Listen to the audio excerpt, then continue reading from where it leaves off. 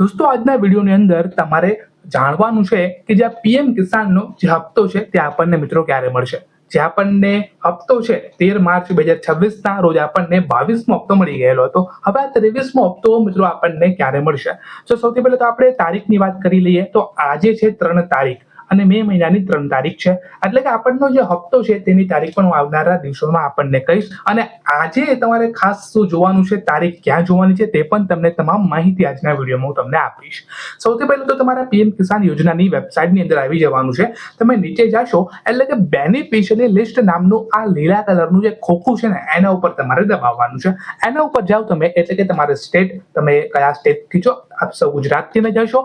તમારું ડિસ્ટ્રિક્ટ જે છે તે તમારે સિલેક્ટ કરવાનું, તમારો બ્લોક અને તમારું જે ગામડું છે તે તમારે સિલેક્ટ કરી અને જે ગેટ રિપોર્ટનું બટન છે એના ઉપર તમારે દબાવી દેવાનું છે.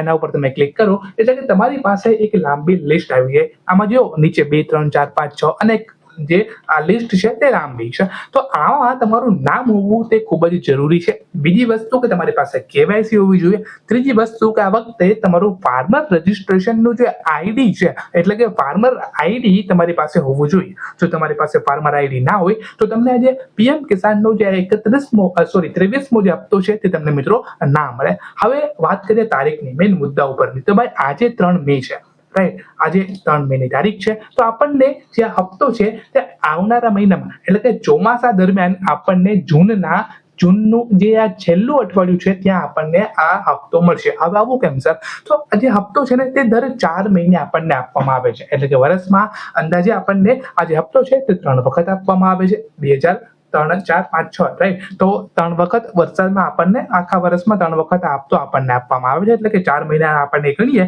તો આપણને આ જે હપ્તો છે તે જૂનના છેલ્લા અઠવાડિયામાં મળવાનો છે. તો બસ તારીખ મેં તમને કહી દીધી કે છેલ્લા અઠવાડિયાની આસપાસ આવશે. પણ એની પહેલા જે તમારા કાગળિયા છે તે આ વખતે બરાબર રાખજો, કેમ કે ઘણા ખેડૂત એવા પણ છે કે જેના હપ્તા હવે 21મો હપ્તો જેને મળી ગયો એના પછી એને એક પણ હપ્તા નથી મળ્યા. તો એવું ક્યાંક તમારી સાથે ના થઈ જાય.